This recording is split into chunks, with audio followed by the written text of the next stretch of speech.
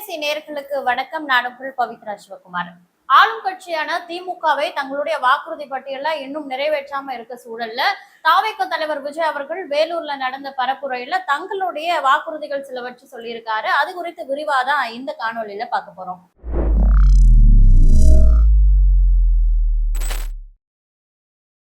வேலூர்ல அகரம்சேரி என்ற பகுதியில பரப்புரைக்கு வந்த விஜய் அவர்கள் வழக்கம் போல, அதாவது கடந்த பரப்புரையில பாத்தீங்கன்னா முதல்ல ஒரு வாக்குறுதியை ஒண்ணு எடுத்திருந்தாரு. அதாவது எங்களுடைய ஓட்டு எங்க உரிமை, நாங்க இது போன்ற ஊழல் சக்திகளுக்கெல்லாம் வாக்களிக்க மாட்டோம், எங்கள் ஓட்டை விற்க மாட்டோம் அப்படின்றது போன்ற சில வாக்குறுதிகள், உறுதிமொழியெல்லாம் மக்கள் கிட்ட இருந்து பெற்றிருந்தாரு. அந்த ஒரு செயலை இந்த வேலூர் பரப்புரைக்கு வந்த உடனே விஜய் அவர்கள் செய்ய தொடங்கினாரு. முதல்ல மக்கள் கிட்ட உறுதிமொழி வாங்கிட்டு தான் அதற்கப்புறம் பேசவே தொடங்கியிருந்தாரு. என்ன உறுதிமொழி அப்படின்னு பாத்தீங்கன்னா, எங்க ஓட்டு எங்க உரிமை, எங்க ஓட்டை யாரும் விலைக்கு வாங்க முடியாது, விசில் சின்னத்திற்கே எங்களுடைய ஓட்டு, யாரையும் நம்பி நாங்க ஏமாற மாட்டோம், வார்த்தைகளுக்கு மயங்க மாட்டோம் அப்படின்ற மாதிரி எல்லாம் சில உறுதிமொழிகளை மக்கள் கிட்ட பெற்று அதுக்கப்புறம் அவருடைய பேச்சை தொடங்க ஆரம்பிக்கிறாரு. தாவேக தலைவர் விஜய் அவர்கள் பேச ஆரம்பிச்சாலே அவருடைய பேச்சுல குட்டி கதை குறித்து ரொம்ப எல்லாரும் எதிர்பார்ப்பாங்க. அந்த வகையில அந்த எதிர்பார்ப்பை பூர்த்தி செய்யும் வகையில ஒரு குட்டி கதையோட அவருடைய பேச்சு ஸ்டார்ட் பண்ணாரு. அந்த கதை என்ன அப்படின்னு பாத்தீங்கன்னா, முழுக்க முழுக்க அவருடைய அரசியல் பாதையை சொல்ற மாதிரிதான் அந்த கதை அமைந்திருந்தது. ஒரு சாலை பிஸியா இருக்கக்கூடிய ஒரு ரோட்ல 4 முனை ஜங்ஷன் இருக்கக்கூடிய ரோடு அது அப்படின்னு சொல்றாரு. இவரு 4 முனை ஜங்ஷன் அப்படின்னு குறிப்பிடுறது எது இந்த இடத்துல அப்படின்னு பாத்தீங்கன்னா, 2026 தேர்தல் களத்துல நிலவக்கூடிய 4 முனை போட்டிகள், அதாவது அதிமுக, திமுக, நாம் தமிழர் கட்சி மற்றும் தாவேகா, இந்த 4 முனை போட்டிகளை தான் அவர் 4 ஜங்ஷன் அப்படின்னு சொல்லிட்டு அந்த கதையில உணர்த்துறாரு. அதற்கு பின் பாத்தீங்கன்னா, அப்படி பிஸியா இருக்கக்கூடிய அந்த ஜங்ஷன் கொண்ட ஒரு ரோட்ல ஒரு காளை மாடு மண்ணெல்லாம் சீவிக்கிட்டு நிக்குது. பொதுமக்கள் போகக்கூடிய அந்த ரோட்ல அந்த காளை மாடு நிக்கிறதுனால யாரும் அதை எப்படி கட்டுப்படுத்துறது அப்படின்னு தெரியாம முழிச்சிட்டு இருக்காங்களாம்.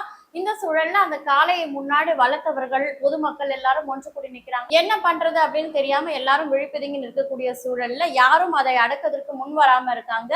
அதை அடக்குவதற்கு முன்னாடி போயிருப்பாங்கல்ல, அதாவது முன்னாடி அந்த காளையை அடக்கிய சில நபர்கள் இருப்பாங்களா, அவங்க எல்லாம் நாங்க பார்க்காத காளையா அப்படியே வாய்ப்பேச்சு பேசி போன அந்த வீரர்களை எல்லாமே அந்த முன்னால் அந்த காளையை அடக்குனவங்க எல்லாம் அந்த காளை மதிக்காம வீழ்த்தி அவங்க அடிபட்டு அவங்களும் சோர்ந்து போய் உட்கார்ந்துருக்க சூழல்ல ஒரு சிறுவன் வரானா அந்த இடத்துல, ஒரு சின்ன பையன் ஒருத்தன் வரானா. அந்த பையன் நான் இதை அடக்குறேன் அப்படின்னு சொல்லும்பொழுது எல்லாரும் அந்த பையனை ஏளனமா பேசுறாங்களாம். அதாவது விஜய் அவர்கள் அரசியலுக்கு வரும்பொழுது விஜய் எப்படி எல்லாரும் ஏளனமா பேசினாங்களோ அது போன்ற அந்த சின்ன பையனை மக்கள் எல்லாமே ஏளனமா பேசுறாங்களா. முன்னாடி அந்த காளையை அடக்குனவர்கள் எல்லாம், நாங்களாம் எவ்வளவு வருஷம் எக்ஸ்பீரியன்ஸ் இருக்கோங்க, எங்களாலேயே ஒண்ணும் முடியல, நீ என்ன பண்ண போற அப்படின்னு சொல்லிட்டு ஏளனமா பேசியதாகவும், அண்டர் எஸ்டிமேட் அப்படின்ற ஒரு வார்த்தையை அந்த இடத்துல விஜய் அவர்கள் பயன்படுத்துறாரு. இந்த வார்த்தை இதற்கு முன்னாடி எங்க சொல்லியிருந்தாரு அப்படின்னு பாத்தீங்கன்னா, என்னை அண்டர் எஸ்டிமேட் பண்றாங்க, என்னை தற்கூரி, எங்களுடைய கூட்டம் தற்கூரி, ஒன்றும் தெரியாது, கூத்தாடின்னு சொல்லி அரசியலுக்கு வரும்பொழுது முன்னாடி இருக்கக்கூடியவங்க எல்லாம் என்ன அண்டர் எஸ்டிமேட் பண்றாங்க அப்படின்னு சொல்லிட்டு எதிர்கட்சிகள் செய்யக்கூடிய செயல்களை உணர்த்துவதற்காக அண்டர் எஸ்டிமேட் என்ற வார்த்தையை இதற்கு முன்னாடி விஜய் அவர்கள் பயன்படுத்தியிருந்தாரு. அந்த வார்த்தையை இதே கதையிலும் அந்த சின்ன பையனை அந்த முன்னாடி காலையை அடக்கிய நபர்கள் அண்டர் எஸ்டிமேட் செய்வதாக அவர் குறிப்பிடுறாரு. மேலும் சில பேர் ஏளனமா பேசினாலும் சில பேர் ஐயோ பாவம் இவனுக்கே அந்த வேலை இப்படி மாட்டிக்கிட்டானே அப்படின்னு பரிதாபமா சில பேர் பேசியதாகவும் சொல்றாரு. இந்த சூழல்ல அந்த பையன் எப்படி அந்த காலை அடக்க போறான் அப்படின்னு எல்லாரும் எதிர்பார்ப்போட பார்த்துட்டு இருந்த சூழல்ல அந்த காலையும் அந்த சிறுவனை நோக்கி வர சூழல்ல அவனை மோத வரும்போது அவனுடைய பாக்கெட்ல இருக்கக்கூடிய 2 பாக்கெட்டுக்குள்ளும் கையை விட்டு 2 புல்லுக்கட்டுகளை எடுத்து அந்த பையன் அந்த காலைக்கு நீட்டிய உடனே அதை சாப்பிட்டு பசியாரி அந்த காலை அந்த இடத்தை விட்டு நகர்ந்து சென்றுச்சான். இதை பார்த்த எல்லாருமே அதை பார்த்துட்டு அந்த பையனும் ஒரு வயல்ல கூட்டிட்டு போய் அந்த காளையை மேய்ச்சலுக்கு விட்டுட்டு இவனும் அமைதியா எதுவுமே நடக்காது போல போறானா. இதை பார்த்த பலரும் இந்த பையன் எவ்வளவு பெரிய காரியத்தை செஞ்சுட்டு போறான் அப்படின்னு சொல்லிட்டு பின்னாடி பேசுறாங்களா. அதிலும் குறிப்பா ஒரு பெரியவர் அந்த சின்ன பையன் கிட்ட கேட்கறாங்களா, எப்படிப்பா இந்த செயலை நீ செய்த அப்படின்னு சொல்லிட்டு அந்த பெரியவர் இந்த பையன் கிட்ட கேட்கும் பொழுது எல்லாரும் அந்த காலை கோபத்துல இருக்கு அப்படின்னு தான் நினைச்சாங்க. ஆனா அது பார்க்கிற பார்வையிலே தெரியுது அதற்கு தேவையானது உணவு, அது பசியில இருந்தது போல தெரிஞ்சிச்சு, அதனால அதற்கு உணவு கொடுத்த உடனே அது சமாதானம் ஆயிருச்சு அப்படின்னு சொல்லிட்டு சில விஷயங்களை அந்த பையன் அந்த பெரியவர்கிட்ட சொல்றதா விஜய் அவர்கள் குறிப்பிடுறாங்க. இதுல விஜய் அவர்கள் உணர்த்த வர விஷயம் என்னன்னா, சூழலுக்கு ஏற்றவாறு ஒரு பிரச்சனைகளை எப்படி சமாளிக்க தெரியணும் அப்படின்றது தெரிஞ்சிருந்தாலே போதும். அந்த காளையை பார்க்கும் பொழுது அது கோபத்துல இல்ல, அது பசியில தான் இருக்கு, அதுக்கு தேவையானது உணவு அப்படின்றது எனக்கு தெரிஞ்சிச்சு, அதனாலதான் அதுக்கு புல்ல கொடுத்து அது சமாதானமா போயிருச்சு. இதற்கு போய் அனுபவம் வாய்ந்தவங்களா தான் இருக்கணும், இந்த காளை குறித்து தெரிஞ்சவங்களா தான் இருக்கணும் அப்படின்லாம் எதுவுமே கிடையாது அப்படின்னு சொல்லிட்டு அந்த சின்ன பையன் சொல்லியிருக்கான். இதன் மூலமா விஜய் அவர்கள் உணர்த்து வர்றது என்ன அப்படின்றதையும் சொல்றாரு. சூழலுக்கு ஏற்றவாறு பிரச்சனைகளை எப்படி சமாளிப்பது அப்படின்னு மட்டும் தெரிஞ்சிருந்தாலே போதும். இதற்கு அனுபவமோ எங்களாலதான் அது பண்ண முடியும், நீ சின்ன பையன் அப்படின்லாம் தன்னை யார் இது பண்ணாலும் அவங்களால ஒன்றும் பண்ண முடியாது, அந்த திறமை டிவிகேக்கு இருக்கு அப்படின்ற மாதிரியும் சொல்லி, அதுக்கப்புறம் இந்த கதையில அந்த விஷயங்களும் அந்த கதாபாத்திரங்களும் யார் யார் அப்படின்றது சொல்றாரு. அதுல என்னன்னா, அந்த ஒரு காளை வந்ததுல ஒரு அடக்க முடியாத அந்த காளை தான் தமிழக அரசியல் களம். எவ்வளவு தமிழக அரசியல் களம் பரபரப்பாகவும் சூடாவும் இருக்கு அப்படின்றத அந்த காளை மூலமா உணர்த்தியிருக்காரு. அது மட்டும் இல்லாம அந்த சின்ன பையன் ஒருத்தன் வந்தாலும் அந்த சின்ன பையன் தான் யாரு அப்படின்னு உங்களுக்கு தெரியும் அப்படின்னா, அந்த பையன் எப்படி பாக்கெட்ல கை விட்டுருந்தானோ அதே போல விஷா அவர்கள் 2 பாக்கெட்ல கை விட்டுட்டு யார் அது அப்படின்னு கேட்கும் பொழுது மக்கள் எல்லாருமே சேர்ந்து கத்துறாங்க. அதற்கு விஜய், நான் மட்டும் இல்ல, தமிழக மக்களாகிய நீங்களும் தான் சேர்ந்து நம்ம டிவிகேவும் தான் அந்த சின்ன பையன் அப்படின்னு உணர்த்துறாரு. அதற்கு பின்பு பாத்தீங்கன்னா, மக்கள் அந்த பெரியவர் இவ்வளவு பேர் அடக்க முடியாத அந்த காளையை நீ எப்படிப்பா அடக்குன அப்படின்னு ஒரு கேள்வியை கேட்டாருல்ல, அந்த பெரியவர் தான் மக்களாகிய நாம் அப்படின்ற விஷயத்த சொல்றாரு. இந்த குட்டி கதையை தொடர்ந்து விஜய் அவர்கள் மறுபடியும் தமிழக அரசியல் களம் குறித்து பேச வராரு. அதுல மக்களாகிய உங்களை எல்லாரையும் வீடு வீடாக தனித்தனியா சந்திக்கணும்னு எனக்கு ரொம்ப ஆசையா தான் இருக்கு.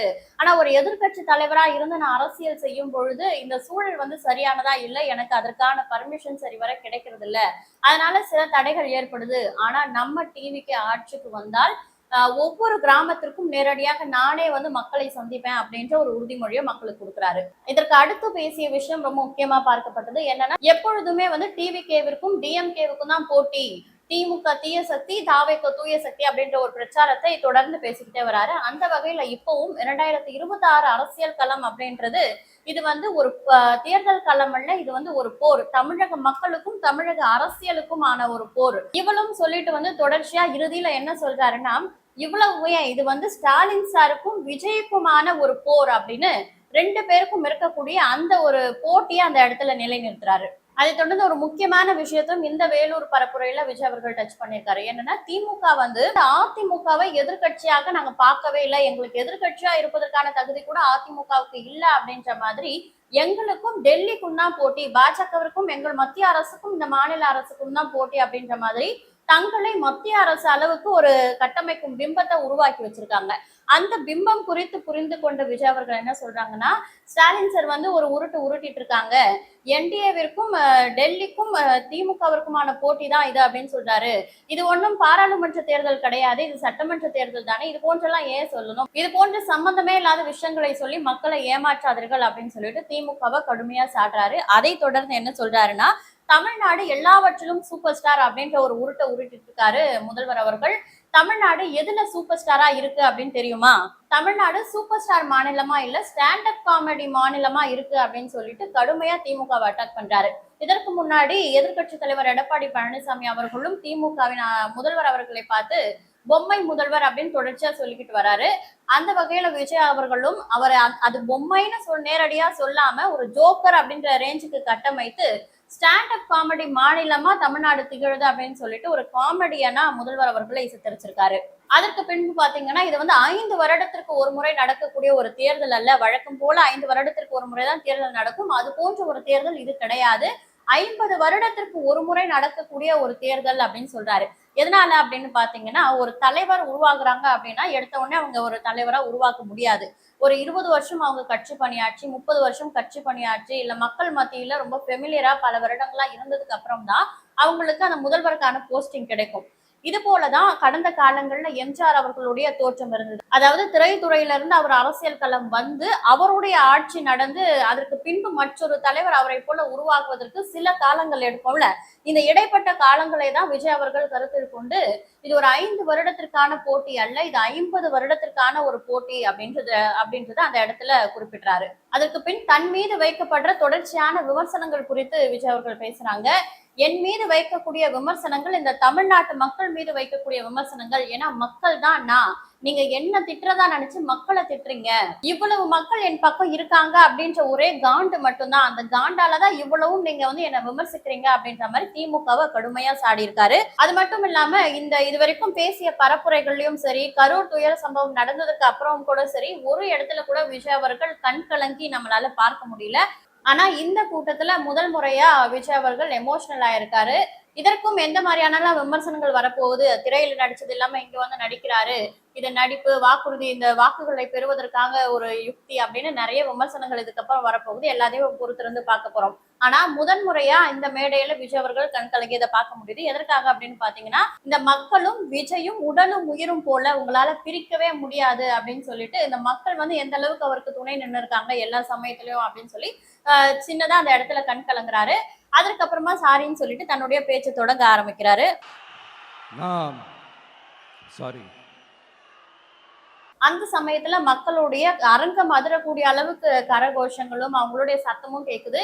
இதுதான் உங்களுக்கு ப்ரூஃப் கேக்குதா, இதுதான் உங்களுக்கு ப்ரூஃப் அப்படின்னு சொல்லிட்டு எதிர்கட்சியினருக்கு ஒரு சவால் விடும் வகையில விஜய் அவர்கள் பேசுறாரு. அதை தொடர்ந்து விமர்சனம் வைக்கிறாங்க அப்படின்னு சொன்னாரு. யாரு விமர்சனம் வைக்கிறாங்க அப்படின்னு அவங்களையும் குறிப்பிட்டு பேசணும்ல, அதற்காக வாண்டடா சில பேர் வண்டியில வந்து ஏறிக்கிறாங்க, நம்ம ஏதோ ஒரு ரூட்ல போகும்போது இவங்களும் வாண்டடா வந்து வண்டியில ஏறிக்கிறாங்க அப்படின்னு சொல்றாங்க. இது யாரு சொல்றாங்க அப்படின்னு பாத்தீங்கன்னா, திமுகவை இப்போ எதிர்கட்சியா இருக்கக்கூடிய அரசியல் கட்சிகள் ஆளும் கட்சியை எதிர்த்துதான் அரசியல் செய்யணும். ஆனா ஆளும் கட்சியை விட்டுட்டு ஆளும் கட்சிக்கு போட்டே இன்னொரு கட்சி வரும்ல, அந்த மூன்றாம் தரப்புல இருக்கக்கூடிய கட்சியை எதிர்த்து அரசியல் செய்யக்கூடிய நாம் தமிழர் கட்சி குறித்து தான் வாண்டடா வந்து வண்டியில ஏறிக்கிறாங்க அப்படின்னு சொல்லிட்டு விஜய் அவர்கள் தாக்கி பேசியிருக்காரு. இதுல குறிப்பா நம்ம பார்க்க வேண்டிய விஷயம் என்னன்னா, தொடர்ந்து நாம் தமிழர் கட்சியினர் வந்து விஜய் அட்டாக் செஞ்சு பேசிட்டே இருந்தாலும் கண்டினியூஸா அவருடைய பர்சனல் லைஃப் குறித்தும் விஜய் அவர்களை நேரடியாக அவருடைய பெயரை குறித்து அட்டாக் பண்ணி பேசியிருந்தாலும் அவருடைய ரசிகர்களை தற்குறின்னு இதுவரைக்கும் அவங்க குறிப்பிட்டுட்டே வந்துட்டு இருந்தாலும் விஜய் எந்த இடத்துலயுமே வந்து சீமான் அவர்களுடைய பேரையோ அவங்களுடைய கட்சியை சார்ந்த மற்ற நபர்களுடைய பேரையோ குறிப்பிட்டு பேசல. இவர்கள் தான் எங்களை விமர்சிக்கிறாங்க அப்படின்னு சொல்லிட்டு நேரடியா எந்த இடத்துலயுமே சொல்லல. இதற்கு வந்து மூத்த ஊடகவியலாளர்கள் என்ன சொல்றாங்கன்னா, விஜய் வந்து ரொம்ப பக்குவப்பட்ட அரசியல் பண்றாரு, அவங்க பேரை சொல்லி அந்த இடத்துல வந்து அவங்கள இது பண்ணாம பேரை சொல்லாம பேரை கூட நான் சொல்றதுக்கு விருப்பப்படல அப்படின்னு சொல்லிட்டு அவங்கள அப்படியே ஓரம் கட்டி வைக்கிறாரு அப்படின்னு நிறைய ஊடகவியலாளர்கள் பேசக்கூடியதை நம்ம பாக்குறோம். அதே ஒரு ஃபார்முலாவை தான் இந்த வேலூர் பரப்புரையிலும் கடைபிடிச்சிருக்காரு. வாண்டடா வந்து வண்டியில இருக்கிறாங்கன்னு சொல்லிட்டு மறைமுகமா நாம் தமிழர் கட்சியினரை தாக்கி பேசியிருக்காரு. அதற்கு பின் பாத்தீங்கன்னா, இப்போ டைரக்டா திமுக குறித்து கேட்கணும், இல்ல முதல்வர் அவர்கள் குறித்து ஒரு விமர்சனம் வைக்கணும் அப்படின்னா முதல்வர் அவர்களே, ஸ்டாலின் சார் அவர்களே அப்படின்னு சொல்லிட்டு நேரடியா கேட்டுருவாரு. ஆனா இந்த வாட்டி நான் முக்கிய அரசியல் தலைவர்களை பார்த்து கேட்கிறேன், நீங்க அரசியலுக்கு வருவதற்கு முன்னாடி உங்களுடைய சொத்து மதிப்பு எவ்வளவு இருந்தது, நீங்க அரசியலுக்கு வந்ததுக்கு அப்புறம் சொத்து மதிப்பு எவ்வளவு இருக்குது இப்போ, இதெல்லாம் சம்பாதிச்சு வந்ததா இல்ல எந்த வழியில நீங்க சம்பாதிச்சு இல்ல அரசியலுக்கு வந்து ஆட்டைய போட்ட பணமா அப்படின்னு சொல்லிட்டு சில கேள்விகளை கேட்கிறாரு. திமுக குறித்து எப்பவுமே ஊழல் லஞ்சம்னு குறித்து பேசக்கூடியவர் இந்த இடத்துலயுமே வந்து அதை அவங்கள ஒருவேளை திமுகவை மட்டும் அவங்க மென்ஷன் பண்ணணும்னு நினைச்சிருந்தா ஸ்டாலின் சார் அவர்களே திமுகவை பார்த்து கேட்கணும் அப்படின்ற வார்த்தைகளை பயன்படுத்தியிருப்பாரு. ஆனா இந்த விமர்சனத்தை விஜய் அவர்கள் திமுக குறித்து மட்டும் வைக்க விரும்பல அப்படின்னு நினைக்கிறேன். நாம் தமிழர் கட்சி குறித்து முன்னாடி பேசியிருந்ததா சொன்னேன், வாண்டடா வந்து வண்டியில இருக்கிறாங்கன்னு சொல்லிட்டு சீமான் அவர்களுக்கும் விடுக்கப்பட்ட ஒரு கேள்வியா தான் இந்த கேள்வியை பார்க்க முடியுது. அது மட்டும் இல்லாமல் திமுக கூட்டணி கட்சிகள் சிலவற்றும் இருக்காங்கல்ல, அவங்க யாருன்னு பெயர் குறிப்பிடாம இவங்களையும் மறைமுகமா விஜய் அவர்கள் அட்டாக் பண்ணியிருக்காங்க. அதை தொடர்ந்து சில தினங்களுக்கு முன்னாடி முதல்வர் ஸ்டாலின் அவர்களிடம் செய்தியாளர்கள் வந்து உங்களை பற்றிய எதிர்த்தரப்பினர் விமர்சனம் செய்யறாங்கல்ல, விஜய் அவர்கள் தொடர்ந்து ஊழல் விமர்சனம் பண்றாரு அப்படின்னு கேட்கும் பொழுது அவங்களை குறித்து கருத்து சொல்றதுக்குலாம் எதுவும் இல்லை, எல்லோரும் எனக்கு நண்பர்கள் தான் அப்படின்ற மாதிரி ஸ்டாலின் சார் வந்து சொல்லியிருந்தாங்க. இதையும் உற்று நோக்கிய விஜய் அவர்கள் வந்து எல்லாருமே உங்களுக்கு நண்பர்கள் அப்படின்னா உருட்டுறீங்களே, போற போக்குல இப்படி எல்லாம் உருட்டிட்டு போறீங்களே, உண்மையிலே நீங்க என்ன நண்பரா நினைச்சிருந்தா கரூர் துயர சம்பவத்துக்கு நான் தான் காரணம்னு என் மேல பழிய போட்டிருப்பீங்களா அப்படின்னு சொல்லிட்டு இவ்வளவு நாள் மனசுல இருந்த ஆதங்கத்தெல்லாம் கொட்டி தீக்கிறாரு. அது மட்டும் இல்லாம ஒரு பரப்புரைக்கு போகும் பொழுதும் பொதுக்கூட்டம் நடத்தும் பொழுது எங்களுக்கு பர்மிஷன் கொடுக்கறதுக்கு ஏன் இவ்வளவு தடைகள் இவ்வளவு சிக்கல்களை உருவாக்குறீங்க, ஒரு நண்பரா இருந்தா இது போன்ற விஷயங்கள் எல்லாம் செய்வீங்களா அப்படின்னு சொல்லிட்டு மனதார விஜய் வந்து திமுக குறித்தும் ஸ்டாலின் குறித்தும் கேள்வி எழுப்பியிருக்காரு. சும்மா போற போக்குல விஜய் அவர்களை நண்பர் அப்படின்னு சொல்லிட்டு போயிருந்தாலும் ஸ்டாலின் அவர்களுக்கு உண்மையான நண்பன் யாருன்னு தெரியுமா, ஊழலும் லஞ்சமும் தான் ஸ்டாலின் அவர்களுக்கு உண்மையான நண்பர்கள் அப்படின்னும் முதல்வர் ஸ்டாலின் குறித்து கடுமையான விமர்சனங்களை விஜய் முன் வச்சிருக்காரு. இதற்கு பின் தான் வாக்குறுதிகள், அதாவது திமுக வந்து ஆளும் கட்சியா இருக்கக்கூடிய திமுகவே இன்னும் மக்களுக்கான தேர்தல் வாக்குறுதிகளை அமைக்கிறதுக்கு குழுதான் போட்டிருக்காங்க. ஒரே ஒரு வாக்குறுதி மட்டும் தான் இப்ப சொல்லியிருக்காங்க. அது என்னன்னா, 2026 நாங்கள் ஆட்சி அமைச்சோம் அப்படின்னா இந்த மகளிர் தொகை 1000 ரூபாயா வழங்கக்கூடிய மகளிர் உரிமை தொகை 2026 எங்களுடைய ஆட்சி அமைச்சா நாங்க 2000 ரூபாவா அதை ஏற்றி கொடுப்போம், அது மட்டும் இல்லாமல் கோடைக்கால சிறப்பு தொகையா 3 மாத மகளிர் உரிமை தொகையை சேர்த்து போட்டு இதுல 2000 கூடுதலா கொடுத்தாங்கல்ல, அந்த 2000 நாங்க எல்லா வருடமும் கொடுப்போம் அப்படின்ற மாதிரி இது போன்ற 2 வாக்குறுதிகளை திமுகவினர் கொடுத்திருக்காங்க. அதிமுகவினர் பாத்தீங்கன்னா இது வரைக்கும் ஒரு 10 வாக்குறுதிகளை கொடுத்திருக்காங்க. அதாவது இலவச பஸ் வந்து ஆண்களுக்கும் நாங்க விடுவோம், நாங்களும் 2000 கொடுப்போம் அப்படின்ற மாதிரியான ஒரு 10 வாக்குறுதிகளை இது வரைக்கும் அதிமுக தரப்புல விட்டுருக்காங்க. அதே போல விஜய் அவர்கள் சில வாக்குறுதிகளை ஆல்ரெடி காஞ்சிபுரம் பரப்புரையில பேசியிருந்தாரு. அது வாக்குறுதிகள்னு எடுத்துக்க ஃபர்ஸ்ட் வாக்குறுதிகள் அப்படின்ற மாதிரி தான் சொல்லி ஆரம்பிச்சாங்க. அதுக்கப்புறம் அது விமர்சனத்திற்குள் ஆகும் பொழுது நாங்க வந்து இது தருவோம் அப்படின்னு சொல்ல, அதற்கான பொருளாதார வளர்ச்சியை உண்டு பண்ணுவோம் அப்படின்னு சொன்னோம் அப்படின்னு சொல்லிட்டு சில விளக்கங்கள்லாம் கொடுத்திருந்தாங்க. அது என்னென்ன சொல்லியிருந்தாங்க அப்படின்னு பார்த்தோம்னா, காஞ்சி விஷன் அப்படின்னு சொல்லிட்டு நிரந்தர வீடு, ஒவ்வொரு வீட்டிற்கும் ஒரு மோட்டார் சைக்கிள் உறுதியா இருக்கணும், கார் தான் எங்களுடைய லட்சியம், ஆனா அந்த அளவுக்கு வசதி வாய்ப்பையும் பொருளாதார நிலையையும் வந்து வளர்ச்சி அடைய செய்வோம் அப்படின்னு சொல்லியிருந்தாங்க. அது மட்டும் இல்லாம வீட்டில் ஒருத்தவங்க வந்து மினிமம் டிகிரியாவது படிச்சிருக்க அளவுக்கு கல்வி வளர்ச்சியை உண்டு பண்ணுவோம், வேலை வாய்ப்பு, கல்வியில சீர்திருத்தம், மழை காலங்கள்ல வடிநீர் போகிறதுக்கெல்லாம் வந்து இந்த 4000 கோடி திட்டம் சொல்லிட்டு மழைநீர் வடிகால் திட்டத்துல ஆட்டை போட்டாங்கல்ல, அது போன்றெல்லாம் நாங்க செய்யாம உண்மையாகவே இந்த திட்டங்கள் எல்லாம் நிறைவேற்றுவோம், ஊழல் இல்லாத லஞ்சம் இல்லாத ஆட்சி அமைப்போம் அப்படின்னு சொல்லிட்டு காஞ்சிபுரம் பரப்புரையில இந்த சில விஷயங்களை விஜய் அவர்கள் சொல்லியிருந்தாங்க. அதற்கு பின் அதோட தொடர்ச்சியா காஞ்சி விஷன்ல சில விஷயம் சொல்லியிருந்தாலும் அதோட தொடர்ச்சியா இப்ப கொஞ்சம் சொல்றேன் அப்படின்னு சொல்லிட்டு விஜய் இந்த இதுல சொல்லியிருக்காரு. அது என்னென்ன அப்படின்னா, பெண்கள் பாதுகாப்புல நம்பர் 1 மாநிலமா தமிழகத்தை திகழ செய்வோம். இதுவும் வந்து காஞ்சி பரப்புரையில அவர் சொல்லியிருந்தாரு. சட்ட ஒழுங்கு பெண்கள் பாதுகாப்புல முக்கியத்துவம் கொடுப்போம் அப்படின்னு சொல்லியிருந்தாரு. அதே தான் இங்கேயும் சொல்லியிருக்காரு. சட்ட ஒழுங்குலையும் வந்து முதன்மையா சிறந்து விளங்குவோம் அப்படின்னு சொல்லியிருக்காரு. அது மட்டும் இல்லாம போட்டி தேர்வுகள்ல ரொம்ப ஈஸியா மாணவர்கள் வந்து வெற்றி பெறுவதற்கான ஒரு வழிகாட்டுதல்கள், அணுகுமுறைகளை கொடுப்போம். உயர்நிலை பள்ளி பாடத்திட்டத்திலேயே அரசியல் சாசன சட்டங்கள் குறித்த விழிப்புணர்வு கொடுப்போம், அந்த புரிதலை உண்டுபடுத்துவோம். அது மட்டும் இல்லாம மாநில மத்திய அரசு அலுவலகங்கள், வங்கி நிறுவனங்கள்லாம் எப்படி செயல்படுது, அதை எப்படி அணுகணும் அப்படின்னு சொல்லிட்டு பள்ளி பருவ மாணவர்களுக்கு வந்து அந்த புரிதலை உண்டு செய்வோம். செய்முறை பாடத்திட்டத்தை அவங்களுக்கு கற்பிப்போம். இந்தியா முழுவதுமே இருக்கக்கூடிய மத்திய அரசுடைய கல்வி நிலையங்கள்ல சேர்க்கை எப்படி பண்ணணும், எப்படி அங்க நம்ம படிக்கணும், அந்த புரிதல்களை ஏற்படுத்துவோம் மாணவர்களுக்கு அப்படின்னு சொல்லியிருக்காங்க. அரசு பள்ளியில இது வந்து ஒரு முக்கியமான விஷயமா பார்க்கணும். விஜய் அவர்கள் சொன்னதுல அரசு பள்ளியில கழிவறைகள்ல வந்து பெண்களுடைய கழிவறைகள் வந்து ரொம்ப சுத்தமா மெயின்டைன் பண்றதுக்கும் முழுவதும் அடைக்கப்பட்ட கதவுகள் கொண்ட கழிப்பறைகளை உருவாக்குவோம் அப்படின்னு சொல்லிட்டு, இது ஏன் முக்கியமா பார்க்கணும் அப்படின்னு சொன்னா, இது வரைக்கும் இருக்கக்கூடிய பல அரசு பள்ளிகள்ல சுத்தமா அந்த பெண்களுடைய கழிவறை பாத்தீங்கன்னா சுத்தமா அதை மெயின்டைன் பண்றதுக்கும் இல்ல கதவுகள் இல்லாத பல கழிவறைகள் இப்ப வரைக்கும் அரசு பள்ளியில இருக்கக்கூடிய நிலை நீடிச்சுட்டு தான் இருக்கு. இதனால அங்க படிக்கக்கூடிய மாணவிகள் வந்து கழிவறை போறதுக்கும் அவங்களுடைய மாதவிடாய் காலங்கள்லயும் ரொம்ப சிரமப்படக்கூடிய சூழல் இப்பவும் நீடிச்சிட்டு இருக்கு. இதை உற்று நோக்கிய விஜய் அவர்கள் கதவுகளுடன் கூடிய சுத்தமான கழிப்பறை உண்டாக்கும் ஒரு திட்டத்தை கொண்டு வருவோம் அப்படின்னு சொல்றாரு. அடுத்ததா போதையில்லா தமிழகம். ஆல்ரெடி நம்மளுடைய திமுக அரசாங்கமே போதையில்லா தமிழகத்தை உருவாக்கும் இப்ப வரைக்கும் அந்த திட்டங்களுக்காக நிதி ஒதுக்கிட்டு இருக்காங்க, பல முன்னெடுப்புகளை எடுத்துட்டு இருக்காங்க. ஆனா தெருவுக்கு தெரு டாஸ்மாக ஓபன் பண்ணி வச்சுட்டு குடிமகன்கள் மட்டும் இல்லாம பல வகையிலான போதைப் பொருட்கள் புழங்கக்கூடிய ஒரு மாநிலமா தமிழகம் திகழ்ந்துட்டு இருக்கு. இதற்கெல்லாம் ஒரு முடிவு கட்டும் விதமா போதையில்லா தமிழகத்தை உருவாக்குவோம் அப்படின்ற ஒரு விஷயத்தையும் விஜய் சொல்றாரு. மேலும் அரசு வேலைகள்ல பெண்களுக்கு முன்னுரிமை அப்படின்ற ஒரு விஷயத்தையும் இதுல சொல்றாரு. என்னன்னா, மாவட்ட கலெக்டர்கள் மற்றும் எஸ்பி பதவியில வந்து பெண்களுக்கு முன்னுரிமை அளிக்கப்படும், சரிபாதி பெண்களா இருக்கும்படி செய்வோம் அப்படின்றாரு. மலை கிராமங்கள்ல பிரசவம் பார்க்கும் வசதியுடன் கூடிய சுகாதார மையங்கள் அமைக்கப்படும், பஸ் போக்குவரத்தே இல்லாத கிராமங்கள் அப்படின்ற வார்த்தையை முற்றிலுமா அழிஞ்சிரும், எல்லா இடத்திலும் போக்குவரத்து சேவையை உண்டு செய்வோம். அமைப்பு சாரா தொழிலாளர்கள், அதாவது இப்போ டாக்ஸி, ஆட்டோ ஓட்டுநர்கள், பைக் டாக்ஸி ஓட்டுறவங்க, இவங்களுக்கு எல்லாம் வந்து அமைப்பு சாரா தொழிற்சங்கங்கள் இருந்தாலும் நல வாரியங்களை அமைப்போம், அதை சீராக கட்டமைக்கும் நல வாரியங்களும் அமைப்பு சாரா தொழிலாளர்களுக்கு அமைப்போம் அப்படின்னு சொல்றாரு. மேலும் தென் தமிழகத்துல தொழிற்சாலைகள் மற்றும் தொழில் வளங்களை பெருக்கக்கூடிய முயற்சிகளை எடுப்போம், அதற்கான திட்டங்களை வகுப்போம் அப்படின்றாரு. ஆல்ரெடி தொழில் வளங்களை மேம்படுத்தக்கூடிய பல திட்டங்கள், இந்த ஃபேக்டரிஸ் எல்லாமே நகர்ப்புறங்கள்ல அதிக அளவுல உற்பத்தி செய்யப்படுது, உருவாக்கப்படுது. இதை தென் தமிழகத்திலும் அதிக அளவுல உண்டு செய்து தொழில் வளத்தை மேம்படுத்த திட்டங்களை வகுப்போம் அப்படின்றாரு.